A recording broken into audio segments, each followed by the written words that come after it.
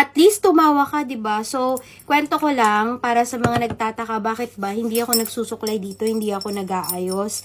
Kasi po, 5 years po akong naging guest service supervisor sa isang 5-star hotel, and then na-promote po ako, naging front manager po ako. Assistant front manager muna, and then 3 months naging front manager na ako. So, lagi akong ganito yung ayos ko. Naka-makeup ako, nakakilay ako, nakaayos yung buko.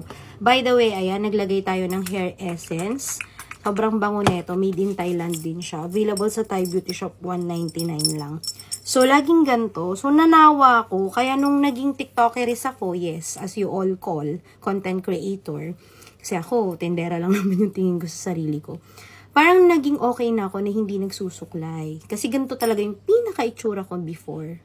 Bukod pa doon, yung naging brand ambassador ako ng Marlboro, ng Globe, ng Smart, ng Shell na kailangan nakakulot, nakapusod, maayos na maayos. For short, nanawa talaga ako.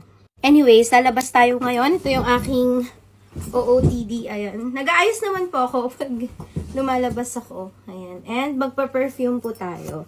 This is Liar by Namjai. Available to sa Thai Beauty Shop, guys. Kung nahirapan kayong tanggalin siya dito, huwag nyo na lang tanggalin. Kasi ako, babaguhin ko na din talaga tong packaging kasi nahihirapan din akong tanggalin siya. Dahil ang essence nito talaga ay maproteksyonan yung product. So, anyways, have a nice day, be! Ito pala yung collection natin ng perfume. Kaya tayo nag-release ng sarili din nating perfume. Wala tong kaparehas dito, guys. This is not inspired po. 499 lang yan. Eau de perfume.